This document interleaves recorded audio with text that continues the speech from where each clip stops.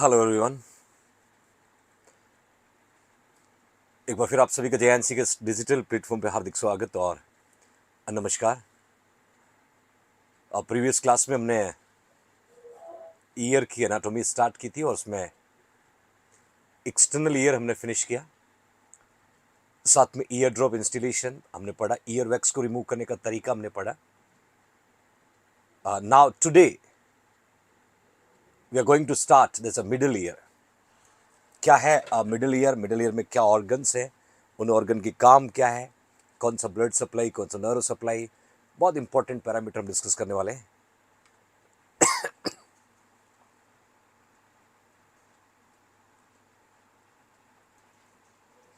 शुक्रिया शुक्रिया everyone. Okay fine, already हम लोग एक्सटर्नल ईयर फिनिश कर चुके हैं। मैं थोड़ा रिव्यू कर देता हूं।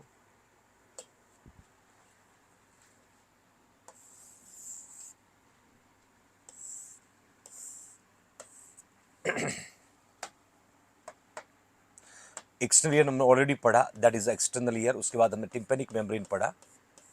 ये पोर्शन ऑलरेडी हम फिनिश कर चुके हैं, that you can see everyone.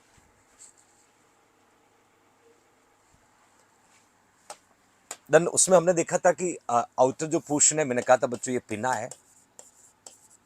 फिर हमने देखा ईयर लॉब था, ईयर लॉब था। Then S shape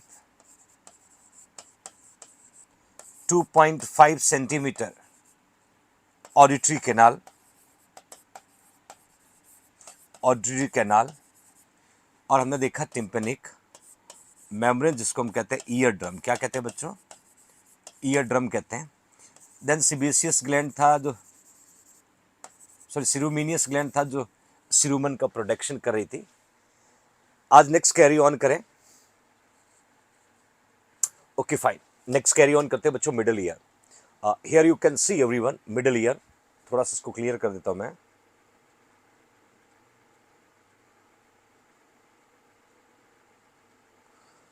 middle ear को हम टिम्पेनिक कैविटी के नाम से प्रोनाउंस करते हैं। यहां से देखिएगा बच्चों, this is your external then middle ear. ये जो है आपकी टिम्पेनिक मेम्ब्रेन थी, ये जो आपकी टिम्पेनिक मेम्ब्रेन थी। अब मैं यहां से मिडिल ईयर को कैरी ऑन कर रहा हूं।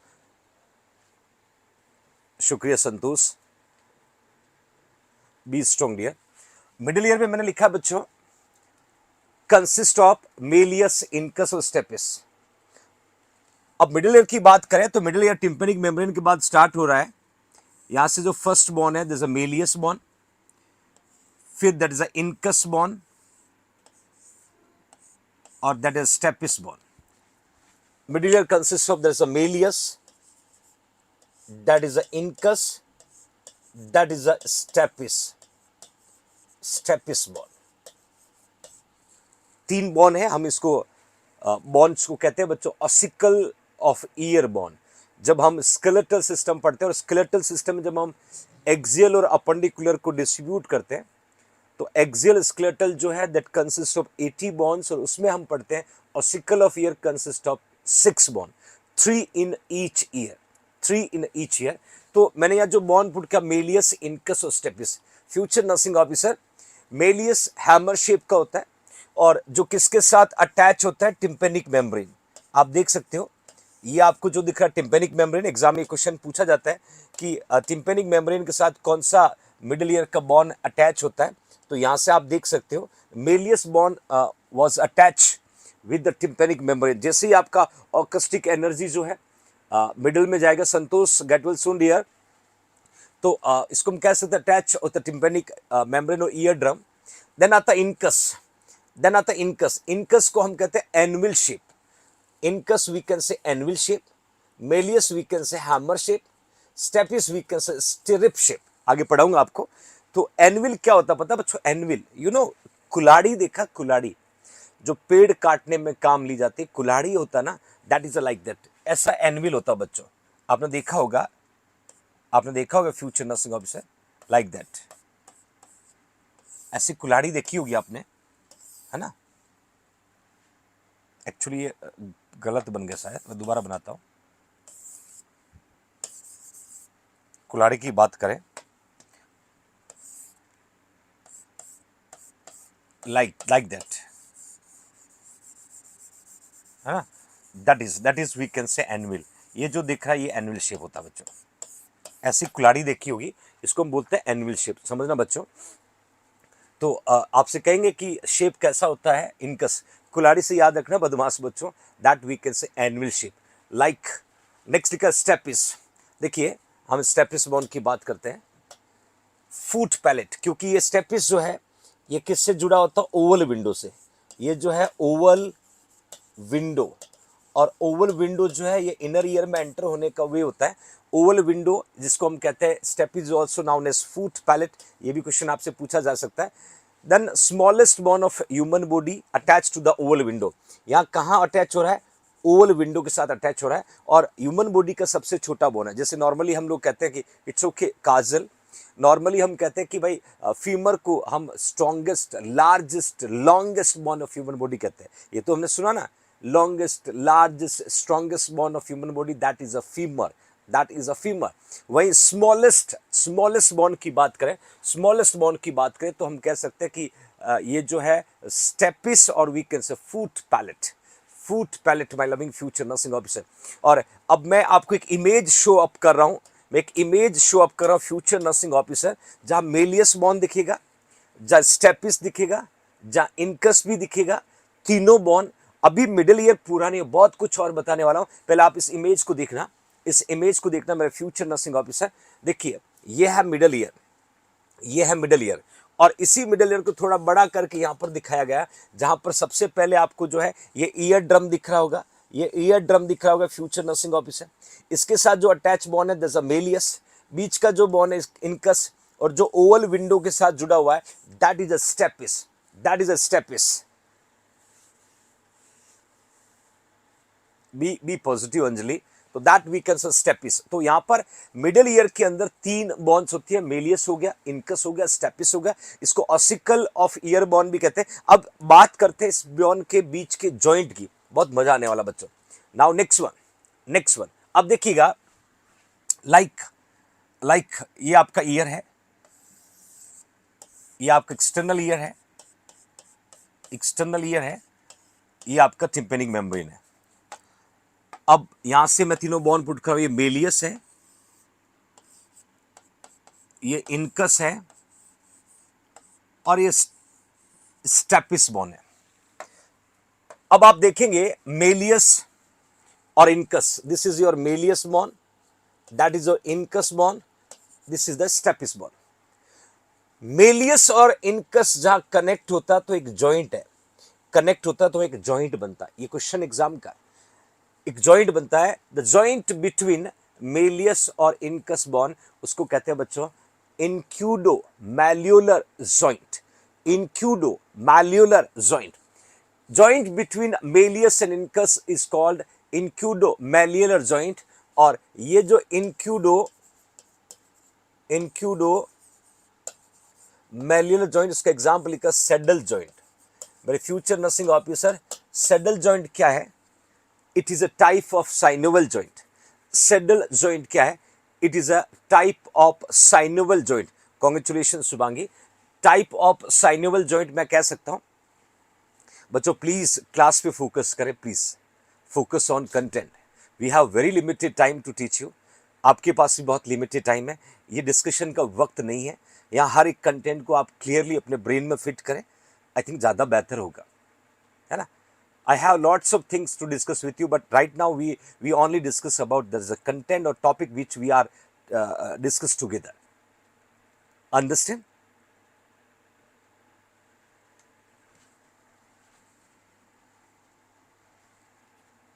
क्या यही टाइम मिलता है आपको पूरे दिन में, है? Please don't do.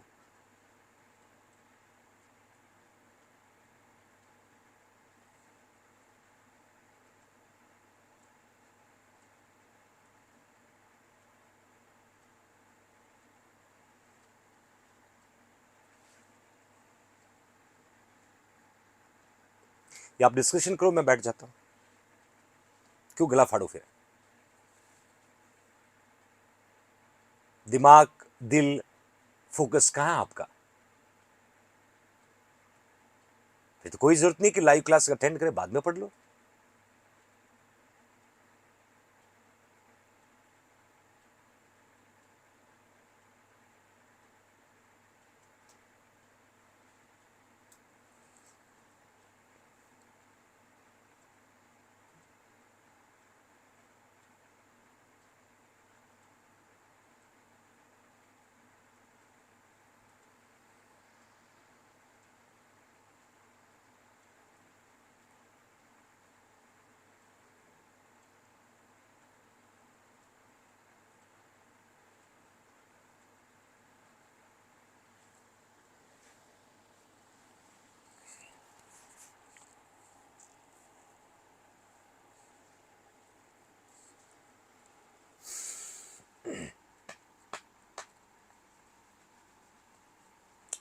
Okay fine, next carry करते हैं, नेक्स्ट कैरी ऑन करते हैं।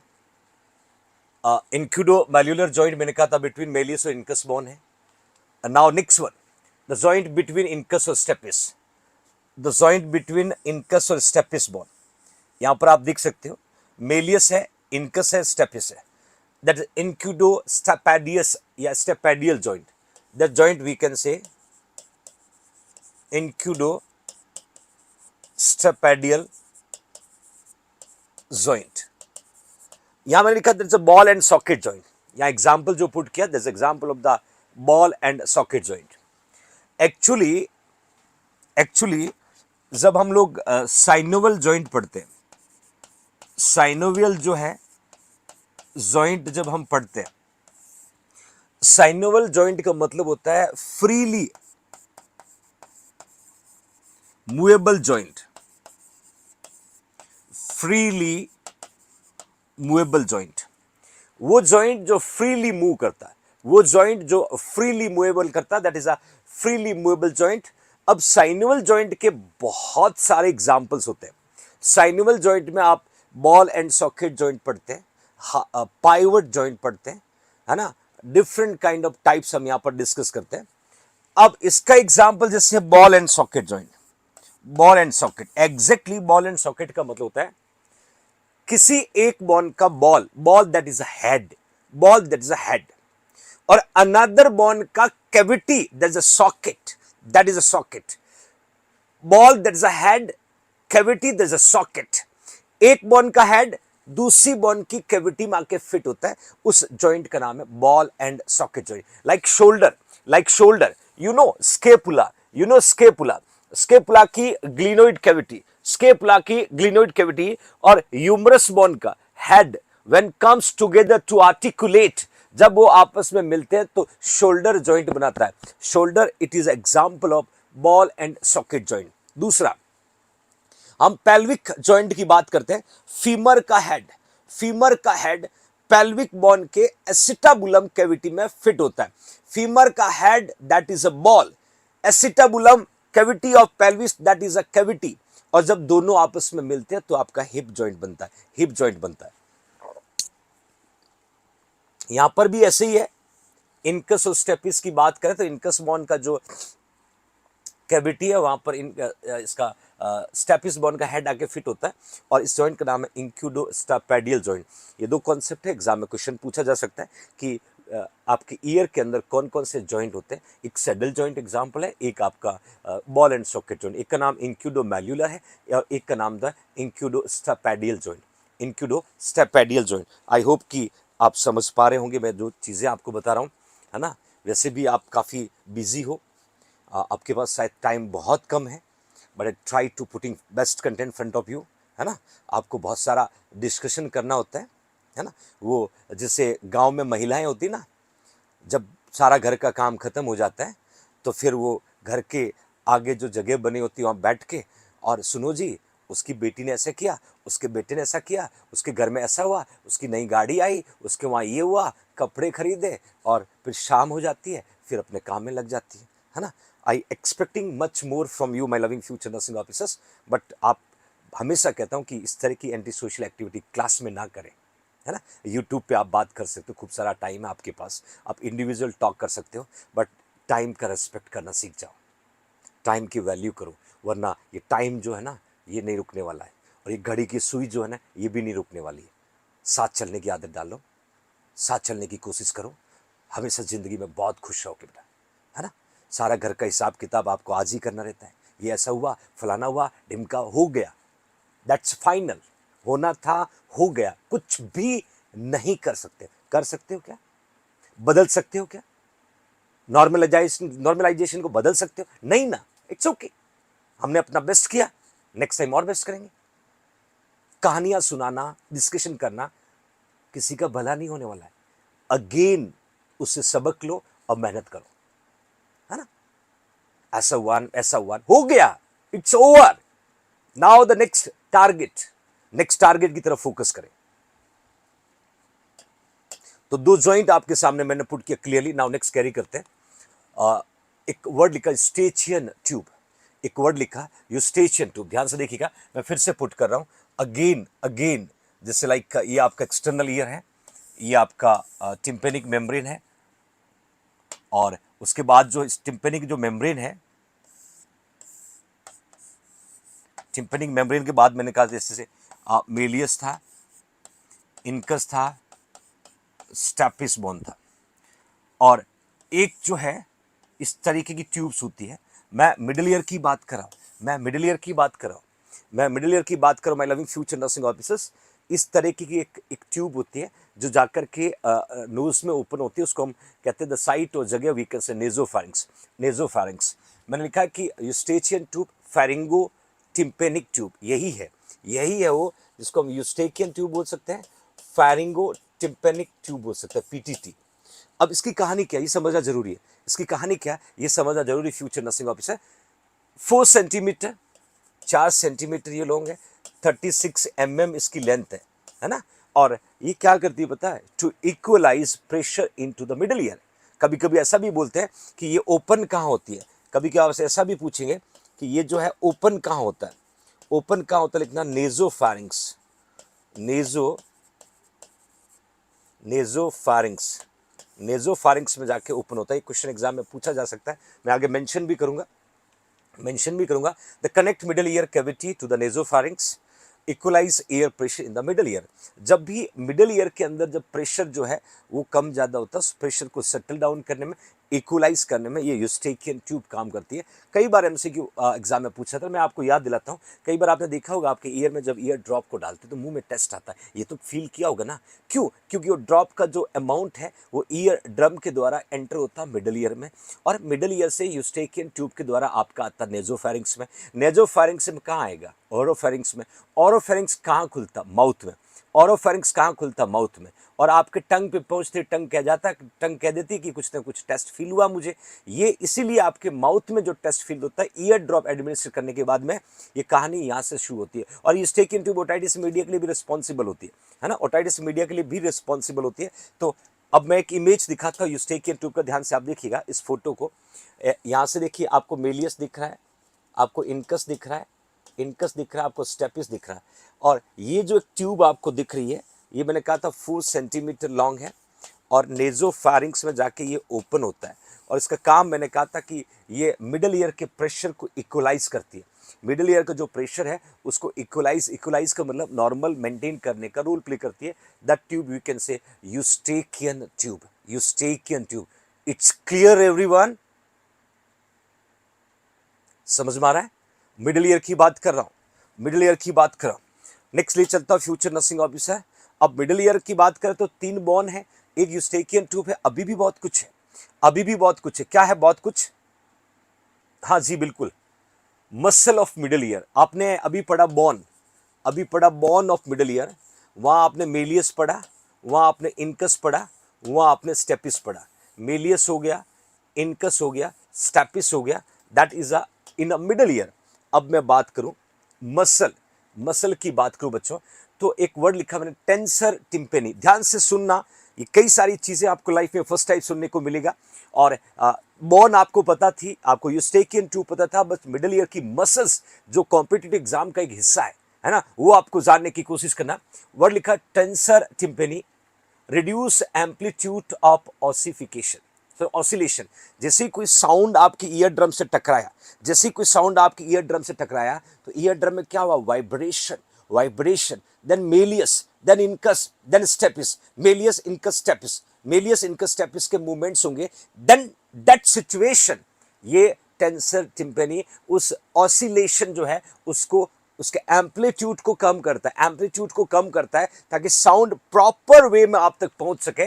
लिखा मैंने, नर्व सप्लाई करता है मैंडिबुलर नर्व, इस टेंसर टिम्पेनिक मसल्स को नर्व सप्लाई मैंडिबुलर नर्व करता है, और दूसरा नाम स्टेपेडियस मसल्स। सुना अभी आपने कि आपने कहा कि स्टेपिस जो है ना, स्टेपिस जो बोन थी, स्टेपिस जो बोन थी उसको मैंने कहा था स्मॉलेस्ट, उसको कहा था कि स्मॉलेस्ट बोन है, आपकी बॉडी की सबसे छोटी बोन है जिसका नाम है स्टेपिस या स्टेपिड, stapes bone, stapes bone future nursing officer. अब स्टेपिस बोन के साथ जो सबसे छोटी मसल है stapedius muscles, smallest skeletal muscles in the human body, ये एमसीक्यू भी याद रखना, जो बोन सबसे छोटी है उसी के नाम से मसल भी सबसे छोटी है, मसल भी सबसे छोटी है, और जिसको हम कह सकते हैं कि स्मॉलेस्ट स्केलेटल मसल्स। ध्यान से याद रखिए माय लविंग फ्यूचर नर्सिंग, ये क्वेश्चन एग्जाम में आता है, ये क्वेश्चन एग्जाम में देखने को मिलेगा बच्चों। It's over. अच्छा, largest gluteal maximus, gluteal maximus जो है largest muscle of human body. अब तो याद हो जाएगा, आपकी बॉडी में नाम से पता चल रहा है मैक्सिमम, ग्लूटियल मैक्सिमस जो है, ग्लूटियल मैक्सिमस, जिसको मैंने कहा कि ये लार्जेस्ट मसल्स है, और स्टेपेडियस जो है वी कैन से स्मॉलेस्ट। दोनों क्वेश्चन कोरिलेटेड करके याद रखना। बाकी टेंसर टिम्पेनी मैंने आपको बता दिया, नर्व सप्लाई मैंडिबुलर नर्व है, और स्टेपेडिस मसल जो है जिसको हम smallest skeletal muscles in human body के नाम से प्रोनाउंस करते हैं, that is a gluteal maximus, gluteal Maximus. It's clear everyone?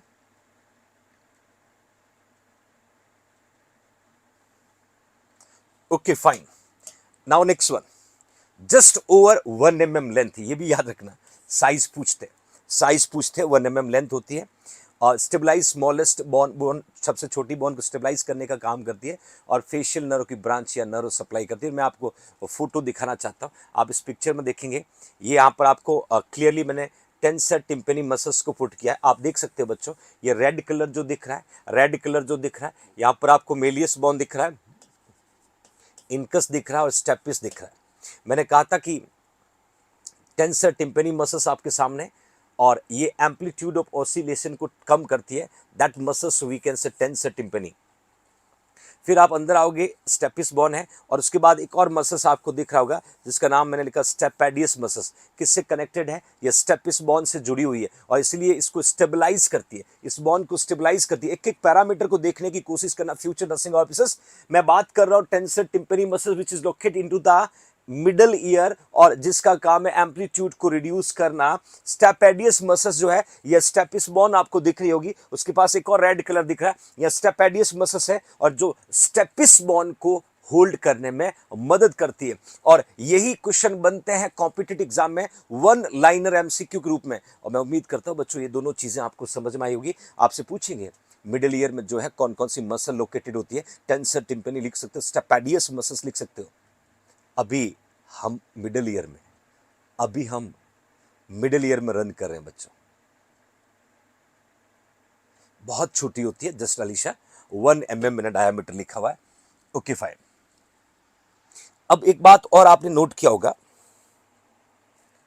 Acoustic reflex पढ़ा होगा, ऑकस्टिक रिफ्लेक्स सुना होगा। मिडिल ईयर की बात करें, मेलियस था, इनकस था, स्टेपिस था, यूस्टेशियन ट्यूब था, टेंसर टिम्पेनी था, स्टेपेडियस मसल था, बट एक important parameter that is acoustic reflex, acoustic reflex, stapedius reflex भी बोल सकते हैं, हाँ, मिडिल ईयर मसल्स बोल सकते हैं, या एट्यूनेशन रिफ्लेक्स भी बोलते हैं। कई सारे नामों से हम प्रोनाउंस करते हैं, क्योंकि जर्नी है जो अपनी चल रही है वो मिडिल ईयर की, और मिडिल ईयर में सबसे ज्यादा जो धमाल है वो स्टेपिस बोन कर रही है। मैंने लिखा है यहाँ पर कि located in to middle ear, सीधा एमसीक्यू आपसे पूछेंगे ऑकस्टिक रिफ्लेक्स जो है आपके कौन से ईयर के पार्ट में लोकेटेड है, middle ear, middle ear. Then इसका देखिए फंक्शन बहुत इंपॉर्टेंट है। Involuntary muscle contraction occur in a middle ear is a response of the high intensity sound stimuli. Actually आपने सुना डीजे, वो कहते हैं डीजे वाले बाबू जरा गाना बजा दो, सुना है ना, डीजे वाले बाबू जरा गाना बजा दो, ये बड़ा फेमस वर्ड है हर जगह। डीजे जो है शादियों में कुछ खुशी या ऐसे हैप्पीनेस वाले मोमेंट में हम लोग डांस करने के लिए, फैमिली फ्रेंड सबके लिए हम डीजे को यूटिलाइज करते हैं। एक बात आपने नोट किया होगा, जब डीजे पे आप डांस करते हो उस समय आपको बड़ा लाउड साउंड चाहिए होता है ताकि आपकी बॉडी जो है उस डांस के लिए अपने आप को तैयार कर सके और you feel like energetic. But आपने ये भी महसूस किया होगा जब आप डीजे से दूर जाते हो तो कुछ पल के लिए आपको ठीक से सुनाई नहीं देता, कुछ पल के लिए आपको ठीक से सुनाई नहीं देता। ये कभी कभी महसूस किया होगा, क्योंकि उस समय क्या होता है, हाई इंटेंसिटी ऑफ साउंड की वजह से, एक लाउड साउंड की वजह से इनवॉलेंट्री मसल कॉन्ट्रैक्शन हो जाता है मिडल ईयर में। और वो इनवॉलेंट्री मसल कॉन्ट्रैक्शन क्या है, वो ऑकस्टिक रिफ्लेक्स है, वो स्टेपेडियस रिफ्लेक्स है, वो मिडल ईयर मसल्स है, future nursing officers. It's over. आप नोट करना, अब कभी जिंदगी में मौका मिले आपको डीजे के सामने डांस करने का, और मत चूकना बच्चों, मौका मिले तो मत चूकना, है ना। जिंदगी है, कल हो ना हो, दोबारा मौका मिले ना मिले, अपनी अपनी इच्छाओं को और अपनी हैप्पीनेस को, अपनी खुशियों को जहां मौका मिले वहां उसको एंजॉय करना चाहिए। क्योंकि मनुष्य जीवन बहुत मुश्किल से मिलता है और इसको कोसते कोसते हम अपनी जिंदगी निकाल लेते हैं, या दुनिया को खुश करते करते अपने इमोशन की हत्या कर लेते हैं। आखिर में जाना तो सबको भगवान के पास है ना, तो क्यों ना जिंदगी को बहुत खूबसूरती से जियो यार, है ना। तो इसीलिए डांस करने का मौका छोड़ना मत, कभी मौका मिले बच्चों। डीजे वाले डांस तो बहुत ही जबरदस्त होते हैं। तो मेरा कहने का पर्पज है कि हम मिडिल ईयर की बात करें, और हाई इंटेंसिटी साउंड डीजे का जो एग्जांपल मैंने दिया, ये साउंड क्या करता है, इस मसल्स का जो है इनवॉलेंट्री कॉन्ट्रैक्शन करवाता है, जिसकी वजह से जो है कहीं न कहीं आपका एग्जैक्ट जो इंटेंसिटी ऑफ साउंड जो है इस मसल्स को वर्क और रिस्पॉन्ड करवाने में रोल प्ले करता है बच्चों। अरे संतोष, बॉयज के लिए नाचने की प्रैक्टिस नहीं करनी होती है, बॉयज को नाचने की प्रैक्टिस नहीं करनी होती है। जैसा आपका मन करे वैसे आप अपने हाथ पैरों को जो है मूवमेंट कर सकते हो बच्चों। नाउ नेक्स्ट मैंने पुट किया बच्चों, ब्लड सप्लाई कौन करेगा मिडिल ईयर में। डेफिनेटली मिडिल ईयर का जो है ब्लड सप्लाई कौन करेगा। हम एक्सटर्नल ईयर में ऑलरेडी पढ़ चुके हैं, my loving future nursing officer. अब हम बात करें यदि मिडिल ईयर में, तो यहाँ पर भी ब्रांच ऑफ एक्सटर्नल कैरोटिड है, branch of external carotid artery यहाँ पर ब्लड सप्लाई करेगी। Great Pallavi, like maxillary artery, posterior auricular artery, ascending pharyngeal artery, ये सारे एक्सटर्नल कैरोटिड, जैसे आपका अयोटा से ब्लड आता है तो ये एक्सटर्नल कैरोटिड आर्टरी का जो है ब्रांचेस की बात कर रहा हूँ। उसके अलावा इंटरनल कैरोटिड से कॉर्टिको टिम्पेनिक ब्रांच आती है। दो अलग अलग ब्रांच है जो मिडिल ईयर को ब्लड सप्लाई करती है। बट इट्स वेरी इंपॉर्टेंट कि जब अपर एक्सट्रीमिटीज की हम बात करेंगे ना, तो कैरोटिड आर्टरी ही वहां जिम्मेदार है, वो ही वहां रिस्पॉन्सिबल है। और अब मिडिल ईयर के कुछ टर्म्स मैं आपको शेयर करने वाला हूं, ध्यान से सुनिएगा। लाइक ओटाइटिस मीडिया कौन नहीं जानता, इस शब्द को कौन नहीं जानता, है ना। जब जब ईयर का जिक्र हुआ होगा, जब ईयर का जिक्र हुआ होगा, तो ऐसा कभी नहीं होगा कि ओटाइटिस मीडिया का नाम नहीं आया हो। क्योंकि ये स्टूडेंट लाइफ में हम लोग case study, case presentation, care plan इस टॉपिक पे बहुत लिखते हैं, inflammation into the middle year. कोई बात नहीं, मैंने एक वर्ड आपको पढ़ाया था ओटाइटिस एक्सटर्ना बच्चों, ओटाइटिस एक्सटर्ना। ओटाइटिस एक्सटर्ना जो मैंने आपको डिस्कस किया था उसमें था कि it is a inflammation of the external ear, बाहर के जो ईयर में इन्फ्लेमेटरी प्रोसेस को ओटाइटिस एक्सटर्नल बोलते हैं। मिडिल ईयर के इन्फ्लेमेशन को हम लोग ओटाइटिस मीडिया बोलते हैं, देन एक वर्ड है otosclerosis. This is again it's your very important word, exam में पूछा जा सकता है। देखिए ओटोस्क्लेरोसिस क्या, जैसे ये आपकी मेलियस बोन है, ये आपका मेलियस बोन है, ये आपका इनकस बोन है, और ये जो है स्टेपिस बोन है। ये जो है स्टेपिस बोन है। डोंट वेरी, कुछ टेक्निकल इश्यूज में हम कैरी ऑन करेंगे। मेलियस हो गया, इनकस और स्टेपिस को जिक्र करते हैं।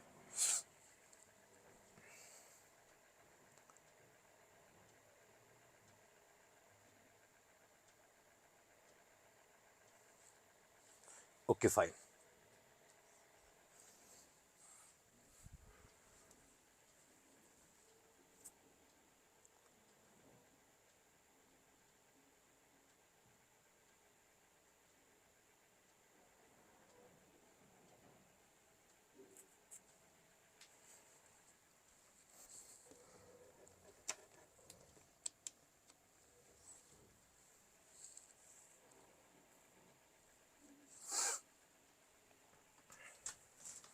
मेलियस इनकस स्टेपिस की बात करता है। Auto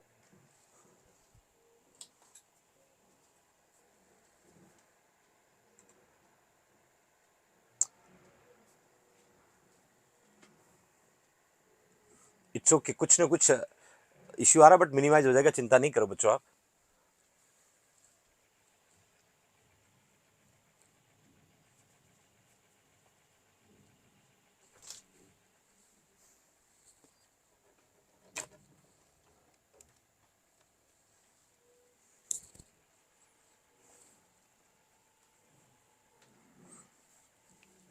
okay fine,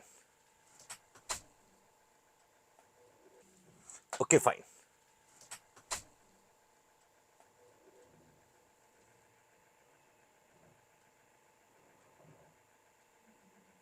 okay fine, हम ओटोस्क्लेरोसिस की बात करें। देखिए, एक बात का और याद रखना, इसको हम बोल सकते हैं बच्चों मेटाबॉलिक बॉन्ड डिसऑर्डर। इसको हम बोलते हैं मेटाबॉलिक बॉन्ड डिसऑर्डर। पहली बात तो मेटाबॉलिक बॉन्ड डिसऑर्डर, पहली बात तो। दूसरा, ओटोस्क्लेरोसिस, ओटो मतलब होता है ईयर, स्क्लेरोसिस का मतलब होता है हार्ड। हार्ड। अब क्या होगा, ये जो मेलियस बॉन्ड था, ये जो इनकस बॉन्ड था, और ये जो स्टेपिस बॉन्ड था बच्चों, स्टेपिस बॉन्ड था, इसमें क्या होगा, मेलियस इनकस और स्टेपिस बॉन्ड, मैंने आपको कहा था ये ओवल विंडो है, ताकि मिडिल ईयर से फर्दर हम जाएंगे तो ओवल विंडो हमें मिलेगा। तो फ्यूचर नर्सिंग ऑफिसर, ये जो स्टेपिस बॉन्ड है ये हार्ड हो जाती है। क्या हो जाती है? हार्ड हो जाती है। और हार्ड होने की वजह से जो आपका मैकेनिकल एनर्जी है उसको हाइड्रोलिक एनर्जी में कन्वर्ट नहीं कर पाती। मैंने आपको शुरू में कहा था कि जब कोई साउंड वेव आपके ईयर में एंटर होता है तो उस एनर्जी को हम ऑकस्टिक एनर्जी कहते हैं, और जब आपके ईयर से मिडल ईयर में जाएगा तो हम उसको मैकेनिकल एनर्जी कहेंगे, और मिडल ईयर से जब इनर में जाएगा तो हम हाइड्रोलिक एनर्जी कहेंगे, और इनर से जब नर्वस सिस्टम को जाएगा तो हम इलेक्ट्रिकल एनर्जी कहेंगे। We have 4 different energies. अब क्या होता है, जब ये स्टेपिस बॉन्ड जो है स्पंजी हो जाता है, हार्ड हो जाता है, और हार्ड होके फिक्स हो जाता है, तो मैकेनिकल इंपल्स फर्दर कन्वर्ट नहीं होगा, तो पेशेंट का हियरिंग लॉस हो जाएगा। पेशेंट का हियरिंग लॉस हो जाएगा, क्योंकि इसका काम है to convert acoustic into the hydraulic, acoustic into the hydraulic. इस डिजीज को कहते हैं बच्चों ओटोस्क्लेरोसिस। और याद रखना, middle ear disorder can cause conductive hearing loss, conductive hearing loss. Okay fine.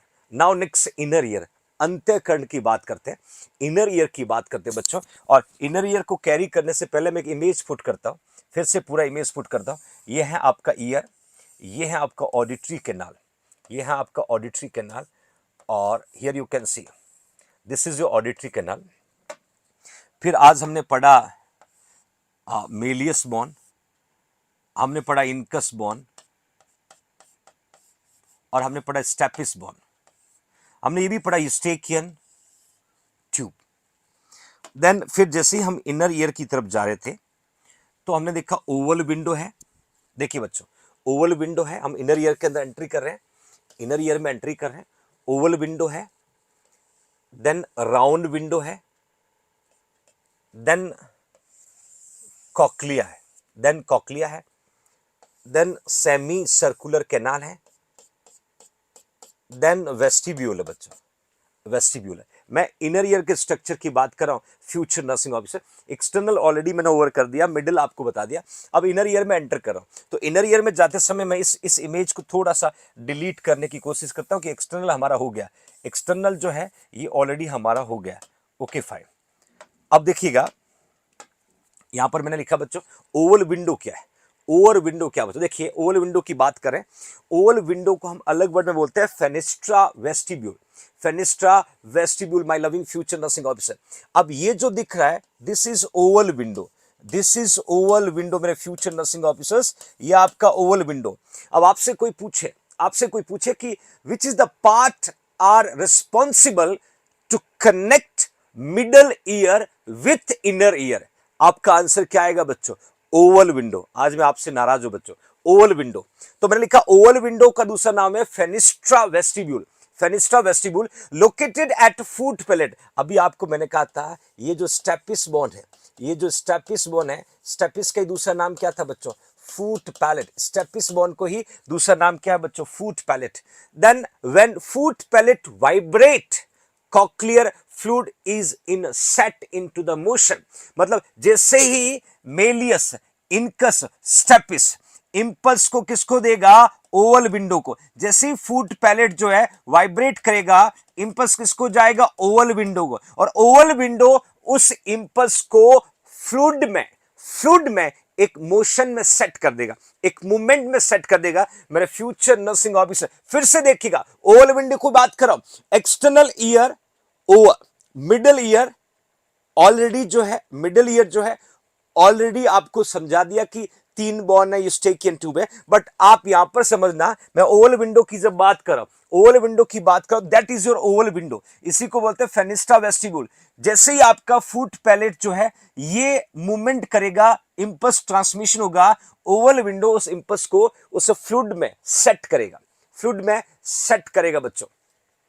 अब आगे देखिएगा, अच्छा क्यों सर, नालायक बच्चे जो बदमाशी करे तो उनसे पूछिए बेटा। राउंड विंडो, अब देखिए नेक्स्ट मैंने लिखा है ये राउंड विंडो है, that is your round window, round window. और राउंड विंडो जो है वो इनर ईयर के प्रेशर को रिलीज करता है, इनर ईयर के प्रेशर को रिलीज करता है। मैं अभी आपको मिडिल ईयर जब पढ़ाया मैंने यूस्टेकियन ट्यूब का काम क्या बताया था, to equalise pressure into the middle ear. अब आप कहोगे सर इनर ईयर के प्रेशर को कौन रिलीज करता है, तो यार round window, oval window connection, then round window my loving future nursing officer. आपको पैरामीटर समझना होगा बच्चों, ये कुछ चीजें समझ में आ रही, समझ में आ रही।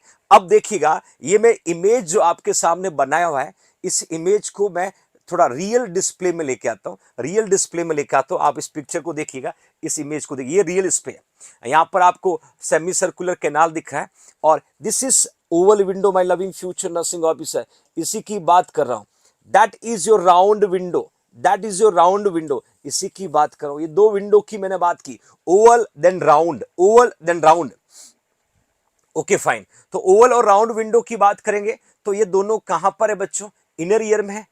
कहां पर, एक जहां पर फूट पैलेट कनेक्ट हो रहा है, एक जहां पर जो है प्रेशर को रिलीज किया जा रहा है, रिलीज किया जा रहा है। तो ये दोनों कॉन्सेप्ट आपको समझ में आना चाहिए, Oval window round window, that will be part of the inner ear, part of the inner ear. That's clear everyone. इस फोटो को ध्यान से देखिएगा, फोटो को ध्यान से देखिएगा, दोनों का काम भी मैंने बताया, दोनों कैसे करते हैं, क्योंकि इनर ईयर पे बहुत कुछ सीखने को मिलेगा, बहुत इंपॉर्टेंट पैरामीटर मिलेगा बच्चों। आप मुझे साथ साथ में रिप्लाई जरूर दें कि डू यू अंडरस्टैंड और नॉट।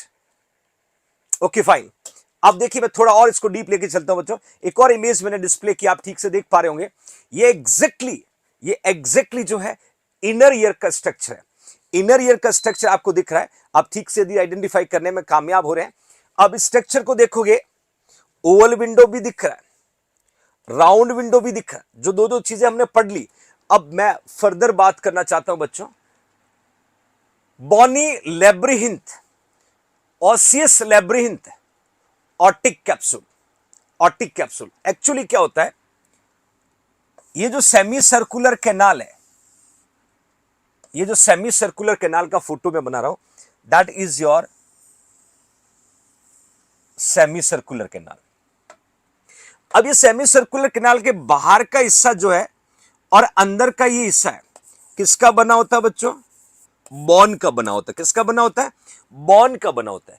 तो इसको हम कहते हैं बॉनी लेब्रिंथ। हम क्या कहते हैं? बॉनी लेब्रिंथ या ओसियस लेब्रिंथ, और we can say optic capsule. समझना, बात को गौर से समझना। Semi circular canal, then semi circular canal के साथ में vestibule, then cochlea, then cochlea. This is exactly we can consider कि ये आपका इनर ईयर है। तो सेमी सर्कुलर कैनाल का बाहर का हिस्सा जो होता है ना, वो बॉन का ढांचा होता है। इसको हम बॉनी लेब्रिंथ बोलते हैं। बॉनी लेब्रिंथ बोलते हैं बिकॉज दैट कंसिस्ट ऑफ बॉन। अब क्या होगा पता है? इस बॉन के अंदर का जो एरिया होगा, उस पोर्शन को कहते हैं मेम्ब्रेनियस लेब्रिंथ। Membranosus labyrinth. देखिएगा, अब बॉनी लेब्रिंथ में कौन आएगा? पहले आपको ये तो बता दूं, ये बॉन का जो स्ट्रक्चर है, इसमें कौन आ रहा है बच्चों? ध्यान से समझिएगा। एग्जैक्टली 1 2 3, ये 3 कौन है? Semi circular canal. अब आपसे कोई पूछे कि सेमी सर्कुलर कैनाल कितना होता है, तो आपको आंसर क्या लिखना? 3 semi circular canal, my loving future nursing officer. ये एरिया है, इसको बोलते हैं वेस्टिब्यूल। इसको क्या बोलेंगे? वेस्टिब्यूल। और that portion we can say cochlea. That portion we can say cochlea. अब इनर ईयर की बात करें, बॉन का बना हुआ स्ट्रक्चर, बॉन का बना हुआ स्ट्रक्चर है जो इस राउंडेड शेप में दिख रहा है। ये portion we can consider that is a semi circular canal, number में 3 होती है। और बीच का एरिया जहां एंडोलिम्फ मिलेगा, उसका नाम है वेस्टिब्यूल। और अंदर का जो बॉन का स्ट्रक्चर दिख रहा है, इसको नाम है कॉक्लिया। अब कोई पूछे कि bony labyrinth consist of semi circular canal, vestibule और कॉक्लिया, समझ में आ रहा है? समझ में आ रहा है? That is a semi circular canal, vestibule और वी कैन से कॉक्लिया। ये स्ट्रक्चर मैंने इसीलिए पुट किया। मैं थोड़ा सा और फर्दर लेके चलता हूं आपको। मैंने मेंशन किया नीचे, it consist of vestibule, cochlea और वी कैन से 3 सेमी सर्कुलर कैनाल। आपको दिख रहा होगा, 1 है, 2 है, 3 है। ये वेस्टिब्यूल है, ये कॉक्लिया है। अब इसमें भरा क्या होता है? पेरिलिम्फ होता है। पेरिलिम्फ होता है। और एग्जैक्टली पेरिलिम्फ जो है, पेरिलिम्फ की मैं बात करूं फ्यूचर नर्सिंग ऑफिसर, तो पेरिलिम्फ और एंडोलिम्फ में फर्क ये आपको समझना होगा। अब इस पिक्चर को आप देख पा रहे हो, इसके अंदर जो ये पूरे इमेज के अंदर मैंने एग्जैक्टली जो मेंशन किया है, ये ऑरेंज जो दिख रहा है, ये ऑरेंज जो दिख रहा है, ये क्या है? मेम्ब्रेनियस लेब्रिंथ है ना? ये क्या है? Membranosus labyrinth. और मेम्ब्रेनियस लेब्रिंथ जो है, वहीं से ये फ्लूइड जो है निकलेगा, उसका नाम है पेरिलिम्फ।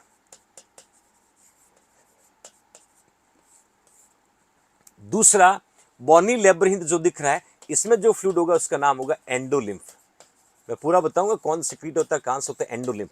तो आपको कोई पूछे कि इनर ईयर जो है, inner it's okay Anand, inner ear में कौन कौन सा फ्लूइड प्रेजेंट होता है, तो आपको आंसर लिखना, इसमें एंडोलिम्फ भी होता है, पेरिलिम्फ। मैं दोनों का कंपोजिशन बताऊंगा। एग्जाम में कंपोजिशन पे क्वेश्चन पूछेगा, एंडोलिम्फ लिखना, पेरिलिम्फ लिखना। इनर ईयर की बात करो, इनर ईयर की बात करो। अब देखिएगा, कॉक्लिया जो है, this is a cochlea, senile shape होता है, स्पाइरल शेप होता है, convert hydraulic energy into the electrical energy. मैंने क्या बोला? ऑकस्टिक आ चुका था एक्सटर्नल में, मिडल में मैकेनिकल आ चुका था, इनर में हाइड्रोलिक आ चुका है। अब हाइड्रोलिक से कहाँ जाएगा? Nerve supply. जो नर्व सप्लाई में कन्वर्ट होगा, कौन सा होगा? इलेक्ट्रिकल। नर्व सप्लाई में कन्वर्ट होगा, कौन सा होगा? इलेक्ट्रिकल। दैट इज सबसे पहले कौन सा है? ऑकस्टिक। फिर कौन सा आया? मैकेनिकल। फिर कौन सा है? हाइड्रोलिक। अब आगे कौन सा जाएगा? That is the electrical energy. Electrical energy future nursing officer. अब हम जब बात करें कि इसके अंदर वेस्टिब्यूल है, कॉक्लिया, 3 सेमी सर्कुलर कैनाल है, कॉक्लिया मैंने कहा सिनाइल शेप है, स्पाइरल शेप का है, तो मजे की बात देखिएगा, और थोड़ा डीप जाते हैं। एक और इमेज आपको दिख रहा होगा, इसमें लिखा हुआ स्केला वेस्टिब्यूल लिखा हुआ है, स्केला मीडिया लिखा हुआ है, स्केला टिम्पेनी लिखा हुआ है। एक्चुअली कहानी क्या है? मेम्ब्रेनियस लेब्रिंथ को ही कहते हैं एंडोलिम्फेटिक लेब्रिंथ। एंडोलिम्फेटिक लेब्रिंथ मतलब क्या था? जो बॉन का स्ट्रक्चर था, जो बॉन का स्ट्रक्चर था, और ये बॉन का जो स्ट्रक्चर था, इसको मैंने कहा था that is exactly bony labyrinth. अब इस बॉन के अंदर क्या मैंने कहा था? मेम्ब्रेन। बॉन के अंदर क्या बच्चों? मेम्ब्रेन। तो डेफिनेटली अंदर जो होगा वो क्या होगा, मेम्ब्रेनियस लेब्रिंथ। क्या होगा, membranosus labyrinth future nursing officer, और अदर वर्ड में एंडोलिम्फेटिक लेब्रिंथ बोल सकते हैं। अब आपको देखना कि ये पेरिलिम्फ और एंडोलिम्फ की कहानी कहां कंफ्यूजन पैदा करे।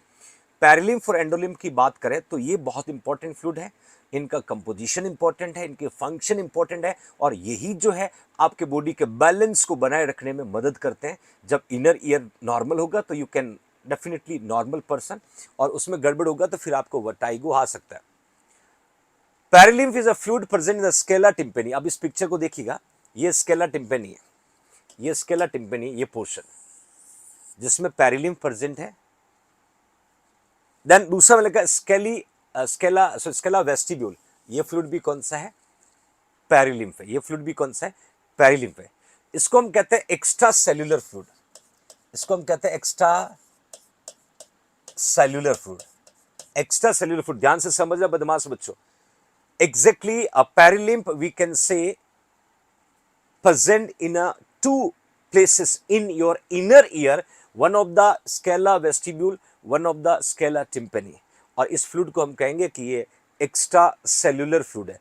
अब बच्चों देखिएगा इसमें कौन कौन है, इसमें सोडियम ज़्यादा होता है, इसमें सोडियम ज़्यादा होता है और पोटेशियम कम होता है। ये क्वेश्चन एग्जाम का है, ये क्वेश्चन एग्जाम का है।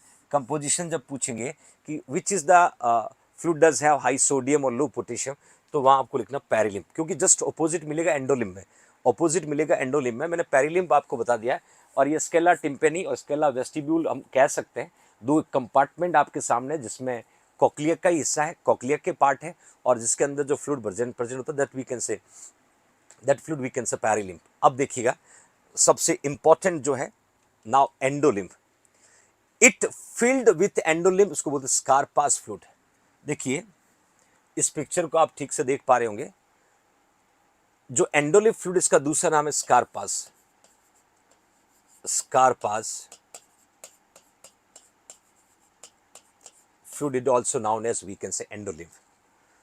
Fluid present in the scala media, ये देखिए ये जो बीच में इंट्रासेलुलर फ्लूइड जिसको कहते हैं, it will be located in inner ear, इसका नाम है स्केला मीडिया, और यहां जो फ्लूइड प्रेजेंट होता है उसका नाम है एंडोलिम्फ, उसका नाम एंडोलिम्फ, और इसको कंसिडर करेंगे इंट्रासेलुलर फ्लूइड। और इसमें क्या होगा, high in potassium, low in sodium. मैं बच्चों कहूँ इस स्लाइड पे जो चीज़ें आपको बता रहा हूँ, वहाँ एक एमसीक्यू नॉर्सेट के पेपर में लिख चुके हैं, और 100% देखने को मिलेगा। आपको याद रखना स्केला वेस्टिब्यूल और स्केला टिम्पेनी जो है वहाँ पर पेरिलिम्फ है, दोनों के बीच में स्केला मीडिया है, वहाँ पर एंडोलिम्फर, इसलिए एंडोलिम्फ को हम कह सकते हैं that is a intracellular fluid, intracellular fluid. Just try to remember future nursing officers. दो चीज़ें आपको यदि समझ में आई तो एक बात और आपको बता दूं कि एंडोलिम्फ जो है इसी को हम कहते हैं स्कारपास फ्लूइड, क्योंकि दैट ऑल्सो नाउन एज पूछते हैं, तो आपको लिखना स्कारपास फ्लूइड। उसके अलावा एक और पैरामीटर शो करता हूं मैं, balance and equilibrium produce by the स्ट्राई vascularis.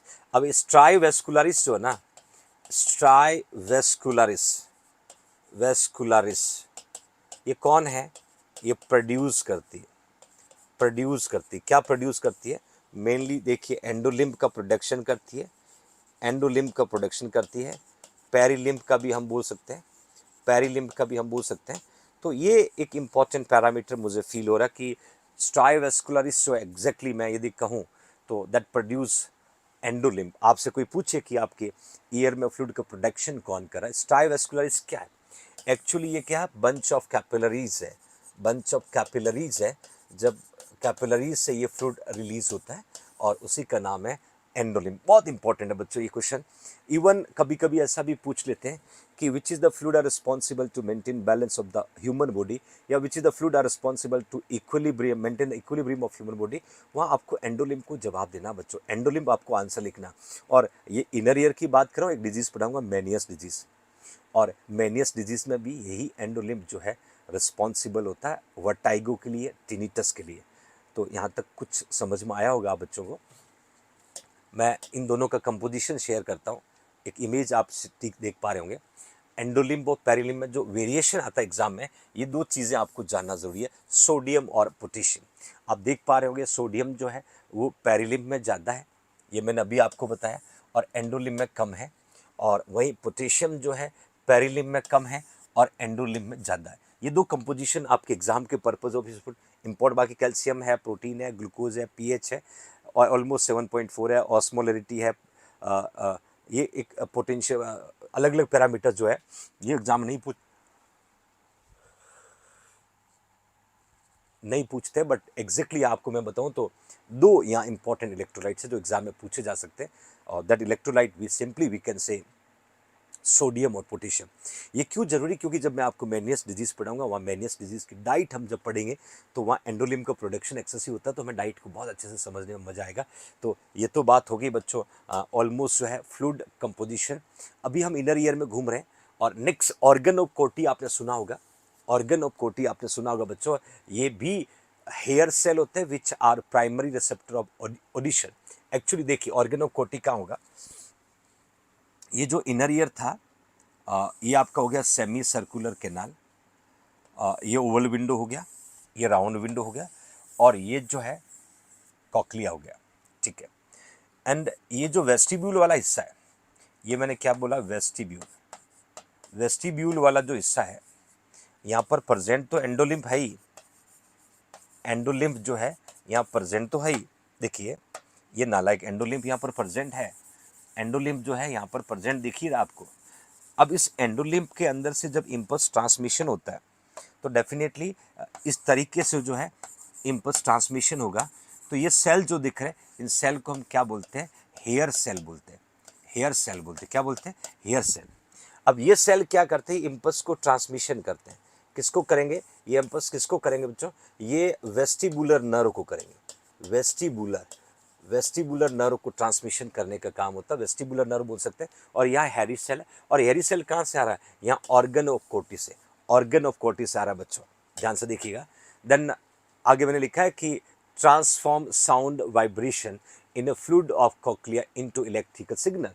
फिर ये कॉक्लिया से जो है इलेक्ट्रिकल सिग्नल के रूप में कॉक्लियर नर्व को देंगे, कॉक्लियर नर्व को देंगे, और उसकी वजह से जो है आपको फील होगा सेंस ऑर्गन ऑफ हियरिंग। कभी कभी आपसे ऐसा भी पूछते हैं, ईयर का सेंस ऑर्गन कौन है, ईयर तो है ही सेंसरी, पेरिफेरल सेंसरी ऑर्गन है, बट ईयर का जो है वो सेंस ऑर्गन कौन है, आपसे ऐसा पूछे तो आप जरूर आंसर लिखिएगा, दैट इज ऑर्गन ऑफ कोटी। बहुत इंपॉर्टेंट पैरामीटर बच्चों, ऑर्गन ऑफ कोटी। अब मैं एग्जैक्टली थोड़ा सा इस ईयर को थोड़ा इजी करना चाह रहा हूँ। मैंने सारे पैरामीटर्स आपको बता दिए कि एक्सटर्नल कौन है, मिडल कौन है, इनर कौन है। एक अच्छा रिव्यू चाहिए बच्चों, और मैं कोशिश करूं कि आप इस रिव्यू के थ्रू समझ पाओ फ्यूचर नर्सिंग ऑफिसर्स।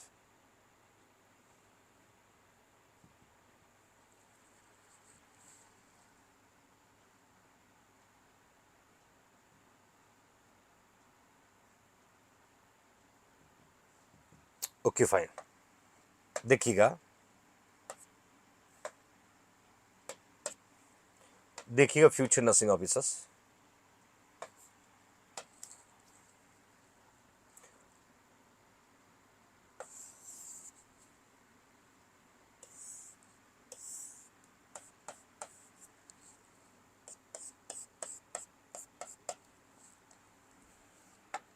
ध्यान से देखिएगा कि पार्ट के बारे में जिक्र करने वाला बच्चों में।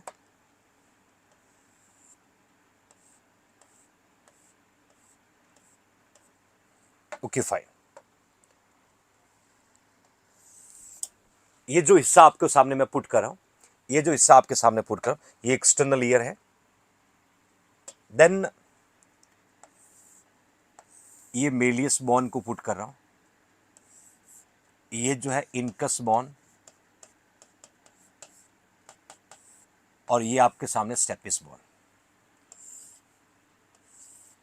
ये यूस्टेकियन ट्यूब मैं आपके सामने पुट कर रहा हूं, यूस्टेकियन ट्यूब, और ऑलमोस्ट जो है या मैं मेंशन कर रहा हूं middle ear, that is a middle ear. और फिर मैं आपको ले चलता हूं इनर ईयर में, इनर ईयर में ले चलता हूं, that you can see oval window, oval window, then round window आ रहा है, राउंड विंडो,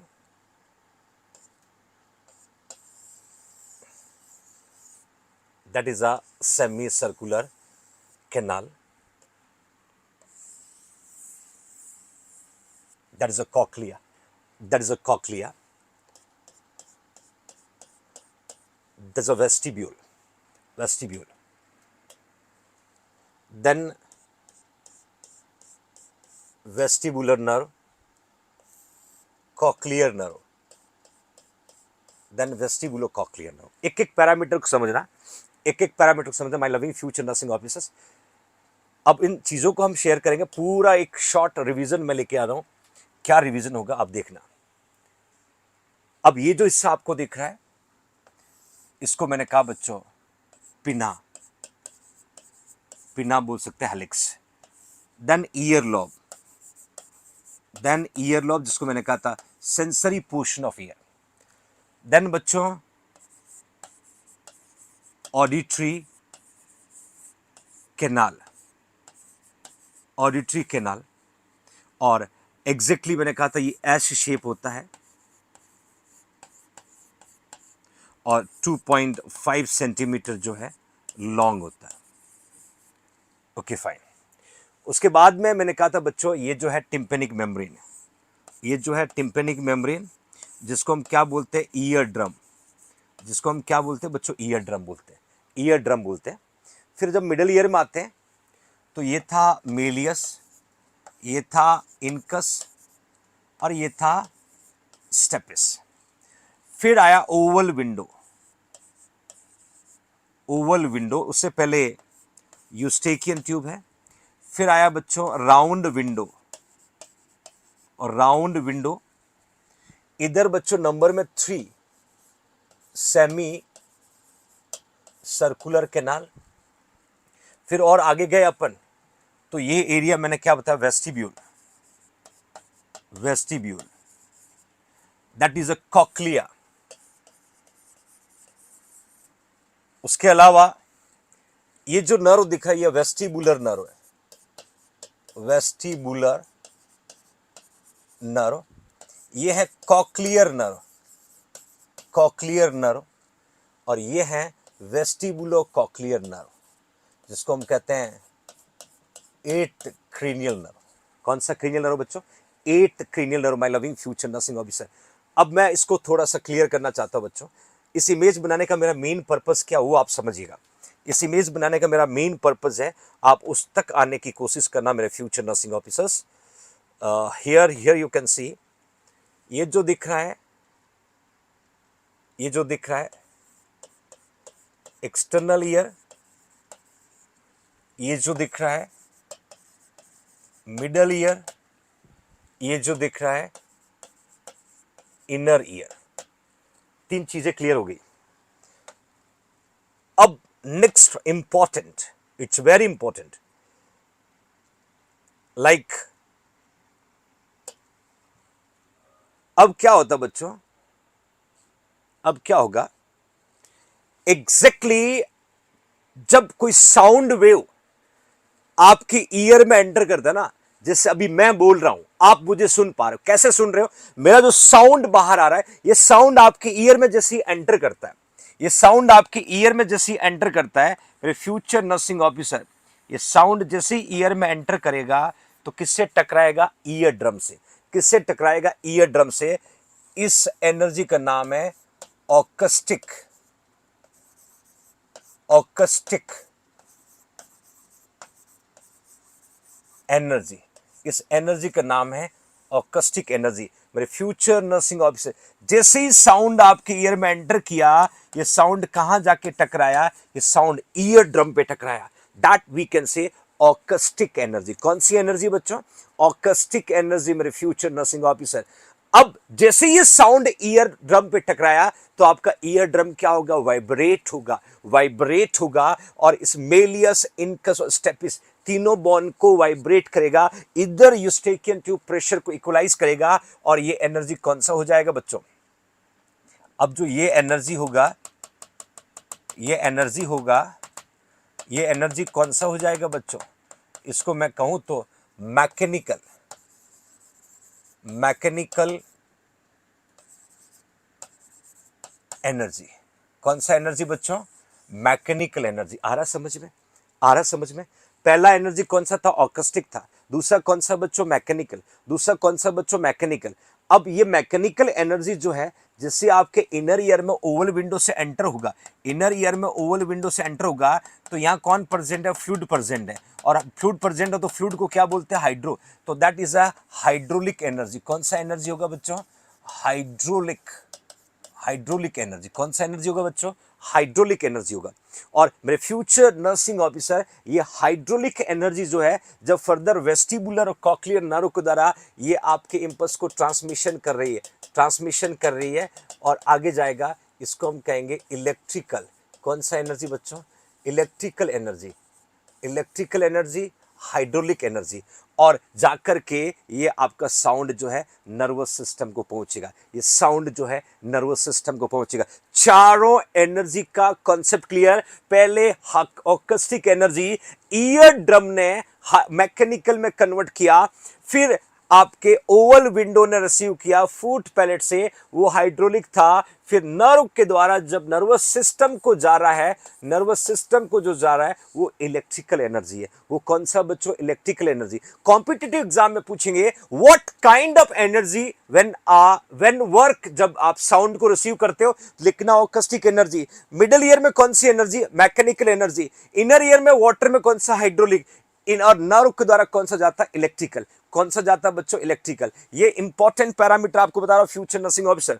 और कॉम्पिटिटिव एग्जाम क्वेश्चन में कई बार ये पूछा हुआ है, कॉम्पिटिशन में कई बार आपसे पूछा हुआ है। तो आई होप कि आप सही आंसर देने में कामयाब हो। आया समझ में? आया समझ में? कौन सी एनर्जी कौन से कहां से ट्रेवल करता है, कहां कन्वर्ट करता है, तब जाके नर्वस सिस्टम में आपको साउंड सुनाई देता है। Okay fine. तो ये एक अलग चीज़ें मैंने मेंशन की और आई होप कि आप समझ पाए होंगे। मैं नेक्स्ट कैरी करता हूं।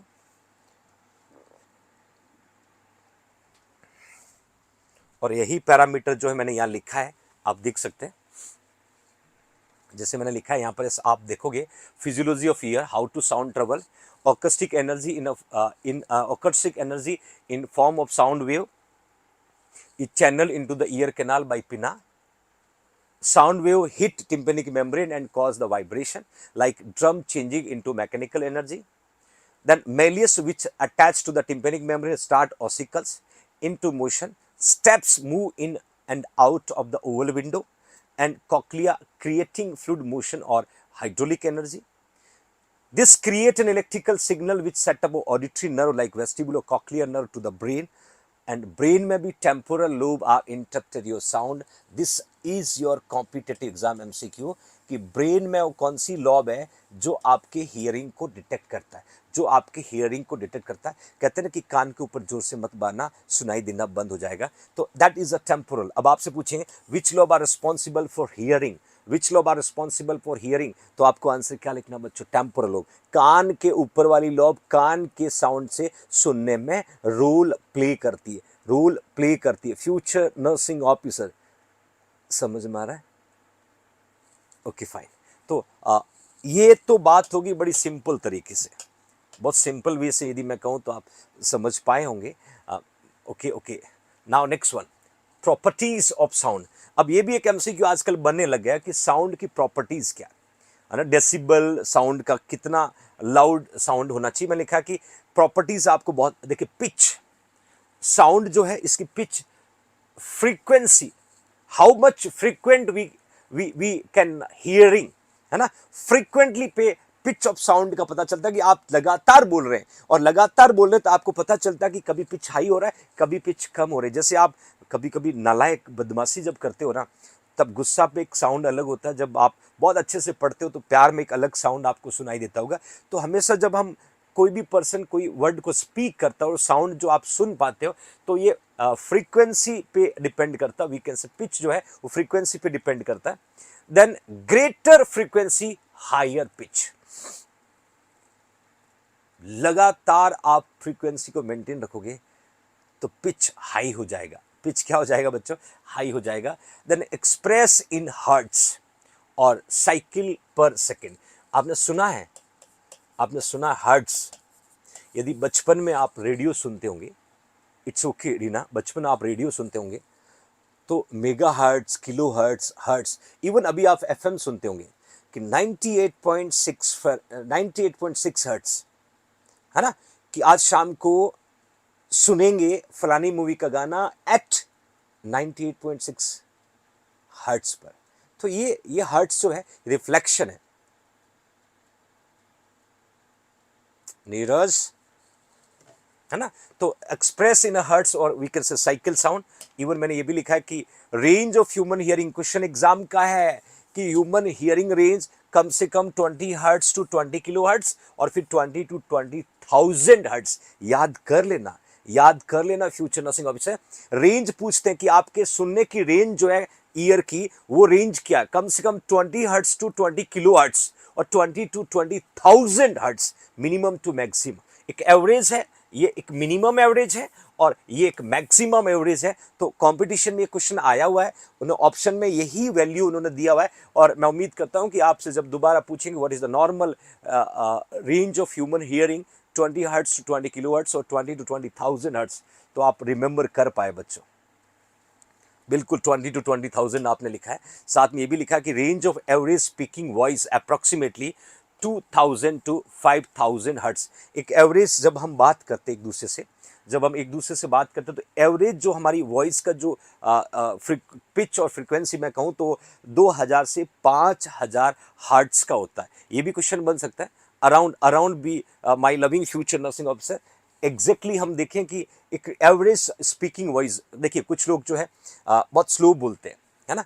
इवन आपने क्लास में नोट किया होगा, जो ऑफलाइन कहीं भी आप स्टडी करते होंगे तो आपसे कोई खड़ा करके सवाल पूछता है, क्वेश्चन करता है, तो कोई पूछता है कि what is the normal body temperature, तो जवाब आता है 98.6 डिग्री फ़ारेनहीट। फिर जवाब होता है, एक बच्चा बोलता है 98.6 डिग्री फ़ारेनहीट। अब दोनों में फर्क लगा ना। तो एक हाई पिच है, एक लो पिच है, बट दोनों के बीच का 98.6 degree Fahrenheit, that is a average, है ना। एक आपने बहुत ही ऐसे मतलब कहते हैं इंसान थका मंदा धीरे से 98.6 degree Fahrenheit, 98.6 degree Fahrenheit, 98.6 degree Fahrenheit. तो बीच का जो एक एवरेज आपको दिख रहा है, that we can say average speaking voice approximately आपको मैंने पुट किया 2000 to 5000। Okay fine.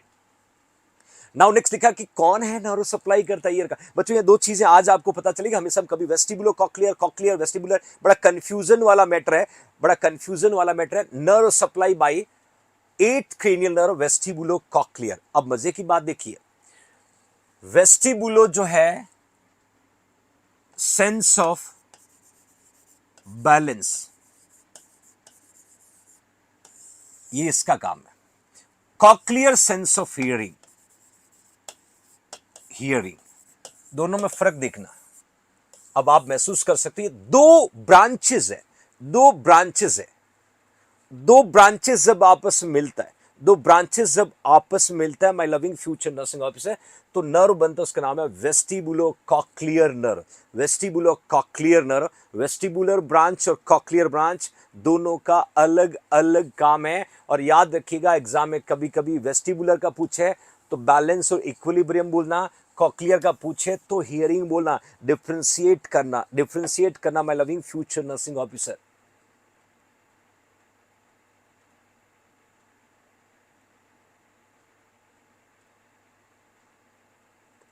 That's clear. तो दो चीजें आपको यहां लर्न करना, nerve supply 8th cranial nerve है। अब मैंने यहां भी पुट किया कि access through internal acoustic meatus, ये नर्व जब गुजरता है तो एक मिएटस होता है, इस मिएटस का नाम पूछा है, that is internal acoustic meatus के द्वारा ये गुजरता है। Nerve deafness most likely result from the injury और infection the damage cochlear nerve. कभी कभी पूछते हैं कि नर्व डेफनेस का कारण क्या हो सकता है। कॉक्लियर नर्व यदि डैमेज हुआ तो सुनाई देना कम करे। मैं फिर से कह रहा हूं, हियरिंग के लिए कॉक्लियर है और कॉक्लियर डैमेज होगा तो हियरिंग लॉस होगा। बैलेंस के लिए वेस्टिबुलर है, वेस्टिबुलो कॉक्लियर। बैलेंस के लिए पूछे vestibular my loving future nursing officers. Manju समझ में नहीं आया? हाँ क्या समझ में आया मंजू? वेस्टिबुलो नर्व, वेस्टिबुलो कॉक्लियर, ये ब्रांच है, कॉक्लियर भी ब्रांच है। ये बैलेंस की लिए रोल प्ले करता है, ये नर्व आपके बॉडी के बैलेंस बनाने में काम करता है, ये आपको हियरिंग का रोल प्ले करता है, हियरिंग का रोल प्ले करता है। जब कॉक्लियर डैमेज होगा तो हियरिंग लॉस होगा, जब कॉक्लियर डैमेज होगा तो हियरिंग लॉस होगा बच्चों, ये मैं कह रहा हूं। और जब बैलेंस, या बैलेंस मीन्स मंजू एक्चुअली क्या है, जब हम इनर ईयर में, मैंने एक फ्लूइड बताया था वेस्टिबुलर, सॉरी एंडोलिम्फ मैंने आपको बताया था बच्चों। एंडोलिम्फ क्या करता है, एंडोलिम्फ हेयरी सेल से ऐसे इंपल्स ट्रांसमिशन करता ना।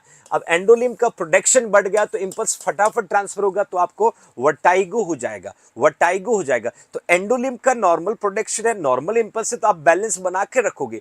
एंडोलिम्फ का प्रोडक्शन कम ज्यादा होगा तो इंपल्स का ट्रांसमिशन कम ज्यादा होगा, तो फिर आपको क्या होगा, चक्कर आएगा, तो बैलेंस इम्बैलेंस हो जाएगा, इक्विलिब्रियम डिस इक्विलिब्रियम हो जाएगा ना, ये हो जाएगा बच्चों। ओके फाइन, कुछ टर्म्स की जिक्र करते हैं, like otalgia, pain in ear, like tinnitus, subjective symptom, sensation of the sound in ear. पहला एमसीक्यू साथ में दे दिया बच्चों, सब्जेक्टिव। ये क्वेश्चन पूछेगा, सब्जेक्टिव का मतलब होता है what patient can says. Patient जो बताता है ना, पेशेंट जो बताता है ना, तब हम कहते हैं कि पेशेंट जो बताता है, तो that we can say subjective. Exam में पूछते हैं कि which is the subjective sign, option में टिनिटस है तो लिख सकते हैं। दूसरा टिनिटस जो है समथिंग साउंड सेंसेशन। एक क्वेश्चन आपको ये भी मिलेगा टिनिटस का मीनिंग। और दूसरा मैं एक और एमसीक्यू ऐड कर रहा हूं, यहां पर मैं लिखा कि most common complaint patient with the inner ear disorder, मतलब आपके इनर ईयर में कोई भी प्रॉब्लम है, आपके इनर ईयर में कोई भी प्रॉब्लम है, तो future nursing officer inner ear के लिए जब भी कोई प्रॉब्लम होगा तो डेफिनेटली जो सिम्टम फाइंड आउट होगा, वी कैन से टिनिटस जो है that is are responsible for inner ear, है ना। लाइक मेनियस डिजीज, कुछ ड्रग की टॉक्सिसिटी भी मैं आपको बताऊंगा, ड्रग के टॉक्सिसिटी के बारे में भी मैं जिक्र करने वाला हूं। बट एग्जैक्टली मैं कहूं तो मेनियस जो डिजीज है, one of the disease we can say inner ear, जहां पर एंडोलिम्फ का एक्सेसिव एक्यूमुलेशन होता है, तो बच्चों वहां पर जो है पेशेंट को कान में रिंगिंग साउंड ऐसा सुनाई देता है ना, that we can say tinnitus. अब कुछ कॉज लिख रहा हूं टिनिटस के लिए, मैं लिखा कि नॉइज इंड्यूस हियरिंग लॉस, बहुत इंपॉर्टेंट है। फिर डीजे की बात करूंगा, फिर डीजे की बात करूंगा। आप जब भी डीजे के सामने डांस करके जब वापस लौट के आते हैं, तो आपके कान में घंटी जैसा साउंड सुनाई देता है, और वो साउंड इंडिकेट करता है कि डीजे या high pitch we can say noise की द्वारा आपका जो है हियरिंग लॉस हो रहा है। अब जैसे ही आप डीजे के आगे नाच के घर में आओगे, मम्मी बोलेगी बेटा एक ग्लास पानी लेके आओ, आपको सुनाई नहीं देगा। क्यों? क्योंकि आपका वहां पर नॉइज इंड्यूस हियरिंग लॉस हुआ है, नॉइज इंड्यूस हियरिंग लॉस हुआ है। साउंड की वजह से आपके कान में घंटियां बज रही है, आपको साउंड सुनाई नहीं दे रहा है। ऐसा होता है, आपने महसूस किया होगा। इवन आपके कान में आकर के कोई जोर से बोल देगा, जोर से चिल्लाएगा, तो हम क्या करते हैं, something will be feel like sound, तो that sound we can say, उसको कहते हैं कि साउंड या नॉइज इंड्यूस हियरिंग लॉस, है ना। घंटी बजती होगी, है ना, डीजे वाले बाबू, फिर बिल्कुल डीजे वाला बाबू तो तहलका मचा रखा है, ऐसा होता है। तो आपसे पूछेंगे कि साउंड जो है उसकी वजह से नॉइज इंड्यूसिंग हियरिंग लॉस होता है, नॉइज इंड्यूसिंग जो है हियरिंग लॉस होता है future nursing officer. Even we can say Meniere's disease, मैंने ऑलरेडी कहा इसमें प्रेजेंट होता है। और डिगॉक्सिन टॉक्सिसिटी, ये बहुत इंपॉर्टेंट है। देखिए मेरे बच्चों, डिगॉक्सिन जो है इसको हम कहते हैं कि ये ड्रग ऑफ चॉइस होता है, किसका, हार्ट फेलियर का। पेशेंट को यदि हार्ट फेलियर हुआ है और उसको ट्रीट करना है, तो हम लोग डिगॉक्सिन ड्रग को यूज करते हैं।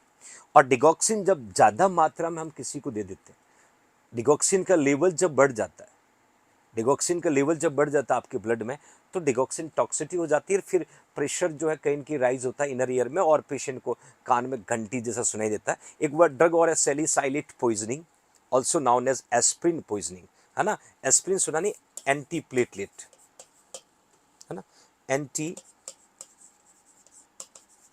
प्लेटलेट। ये ड्रग जो है aspirin we can say anti platelet drug है, और इस एंटी प्लेटलेट ड्रग की वजह से भी पेशेंट को जो है कहीं की डिगॉक्सिन टॉक्सिटी वाली कंडीशन हो जाती है।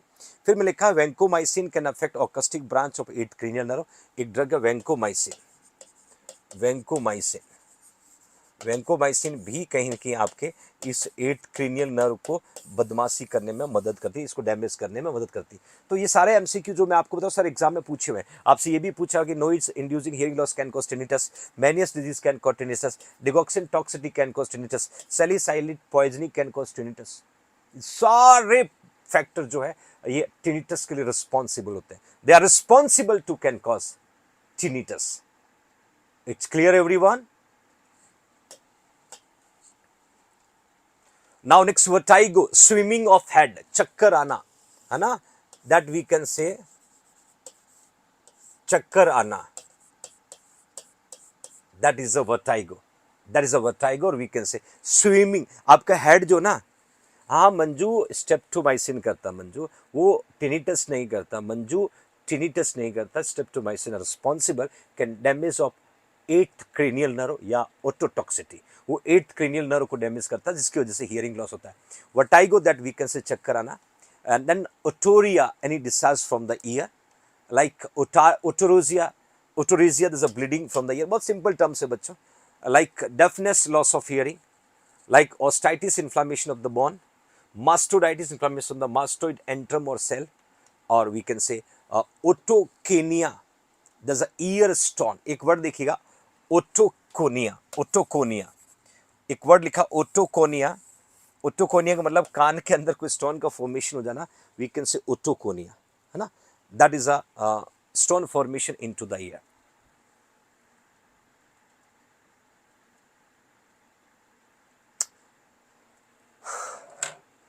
आया समझ में? तो यहाँ पर ईयर की एनाटॉमी जो अपनी ख़त्म हो जाती है। नेक्स्ट क्लास में मुलाकात करूँगा नेक्स्ट ईयर असेसमेंट के साथ। शुक्रिया।